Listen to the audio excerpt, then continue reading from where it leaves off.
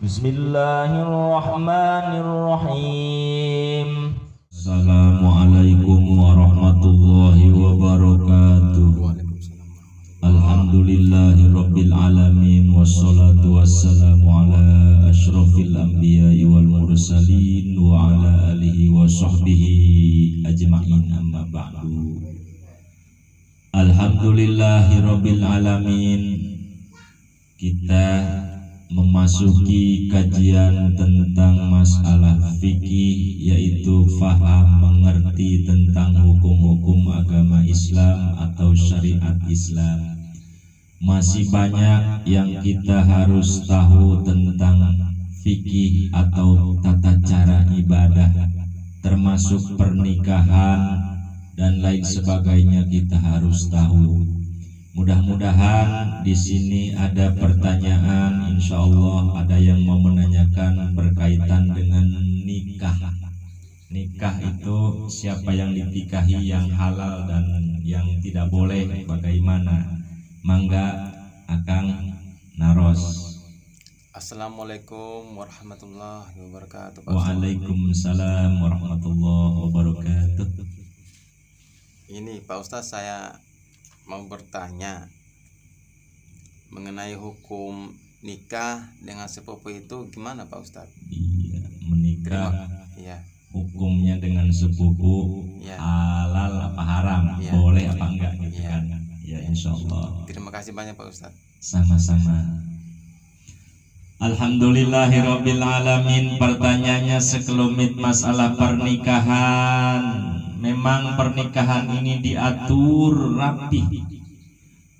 Ketika Rasulullah SAW menguraikan Al-Quranul Karim, maka terhitung bahkan secara konkret masalah nikah yang boleh dan tidak, ke siapa kita nikah. Ini kan di zaman kita, zaman Rasulullah SAW, manusia ciptaan Allah sudah banyak.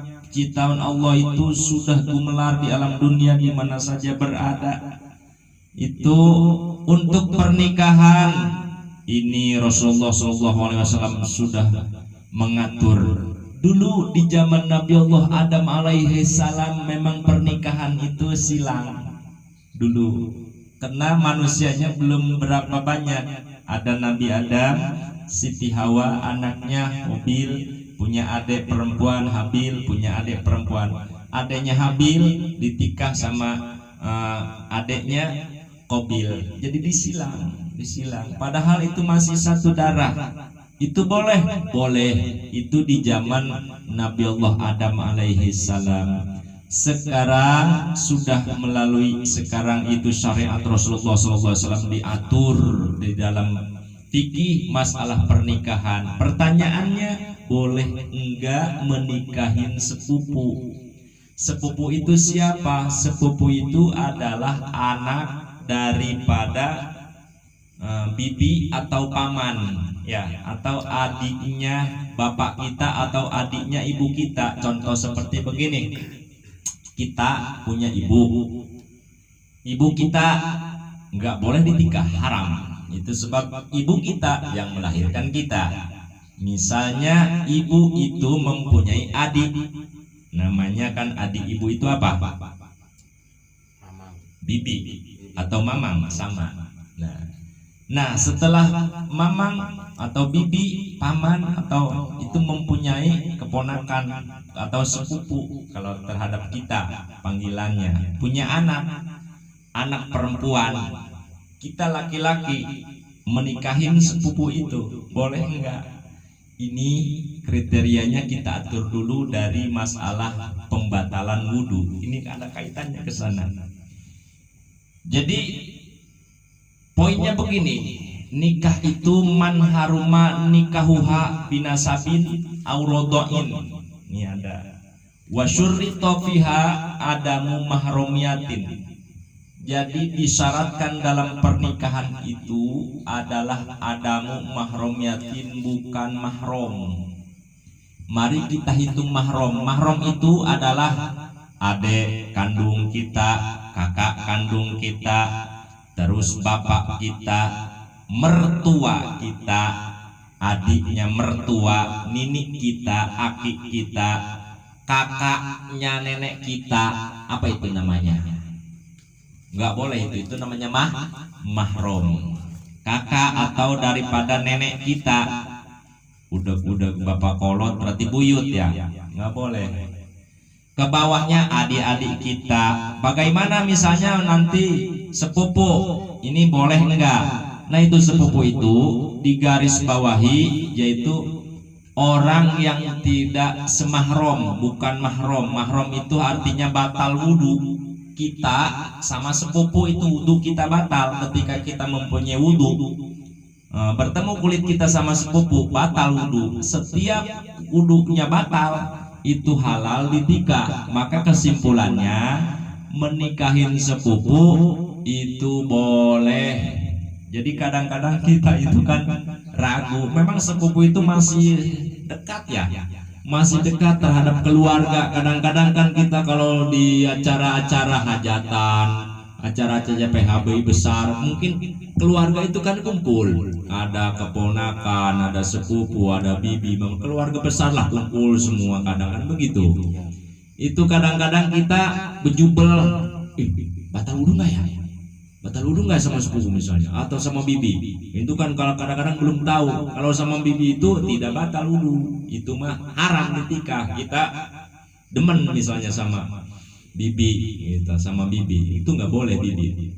Ada keponakannya, anaknya bibi itu keponakan sepupu namanya, itu mah halal ditikah. Kita batal sama keponakan, itu halal ditikah. Tapi kadang-kadang kafrahnya itu kan masih dekat.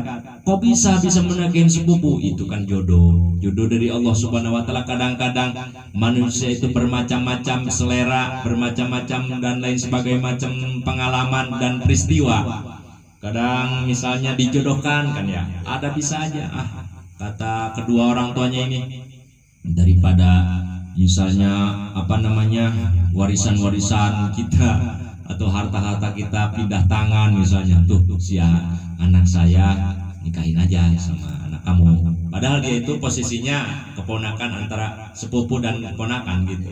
Itu boleh nikah, cuman agak geger sedikit. Oh kamu nikahin saudara, ntar anak kamu jadi apa lo? Itu nggak boleh nikah saudara. Memang pernikahan saudara itu nggak boleh di zaman syariat Rasulullah SAW. Sedarahnya bagaimana? Sedarahnya itu min abin, min nasabin. Mahrom itu tidak batal wudhu. Ibu tidak batal, bapak tidak batal, adik tidak batal, terus kakak tidak batal, bapak kolot tidak batal, emak kolot tidak batal, adiknya emak kolot buyut nggak batal. Itu keponakan bibi nggak batal, paman nggak batal, itu bolak-balik itu sama, bibi paman nggak batal. Yang batal itu dari mulai keponakan terus sampai ke sana, itu sudah jauh sebenarnya nasabnya, tetapi dalam lingkaran keluarga memang masih dekat, tapi tidak saudara.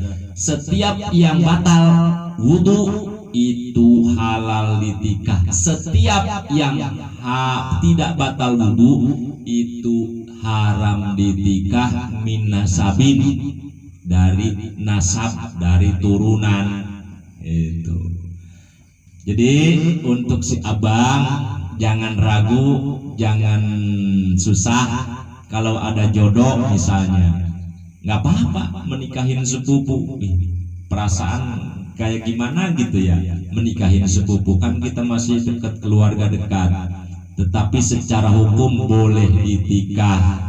Jangan ngikutin, oh kamu nanti nikahnya sama sepupu anu-anu, jangan. Itu tahayul. Tahayul itu bahasa yang meragukan di dalam ibadah. Kan nikah itu ibadah, kan jodoh itu rahasia dari Allah Subhanahu wa taala. Entah yang paling terdekat di antara keluarga kita, mungkin bisa jadi sepupu kita yang jadi jodoh. Jadi kesimpulannya sepupu itu halal ditikah dikarenakan kita bertemu kulit sama sepupu itu batal wudhu.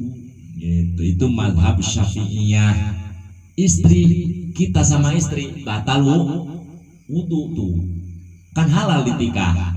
Itu Itu madhab Syafi'iyah. Madhab Syafi'iyah. Ada imam madhab Imam Ahmad dan Imam Malik mengatakan istri tidak batal wudu, hanya sholat Jumat cium tangan, nggak apa-apa. Ngikutin madhab itu nggak apa-apa. Tetapi madhab Syafi'iyah mengatakan bahwa itu bukan mahram, bukan nasab, adalah anak orang lain istri kita itu. Jadi batal wudu ketika kita punya wudu, sholat bertemu kulit, makanya batal wudu. Halal dinikah, gitu. Halal dinikahin, boleh dinikahin yang batal wudunya. Jadi para jamaah semuanya di mana saja berada, masalah sepupu itu nggak apa-apa ditikahin. Mungkin saya pengalaman ke belakang ya terjadinya peristiwa atau berbagai macam masalah lah, mungkin ditinggalkan pacar atau lain atau dijodohkan dan sebagainya. Hukumnya mengatakan jelas masalah sepupu halal untuk dinikah, elatnya karena itu batal wudu terhadap sepupu. Setiap batal wudu maka halal dinikah. Mungkin cukup jelas pernyataan masalah pernikahan dengan sepupu, halal nikah, jangan diragukan lagi, jangan ditanya-tanyakan lagi. Oh, misalnya ini mau kok begini nih, begitu. Itu sudah ijtima ulama bahwa sepupu halal nikah. Adanallah wa yakum majma'in. Assalamualaikum warahmatullahi wabarakatuh. Waalaikumsalam warahmatullahi wabarakatuh.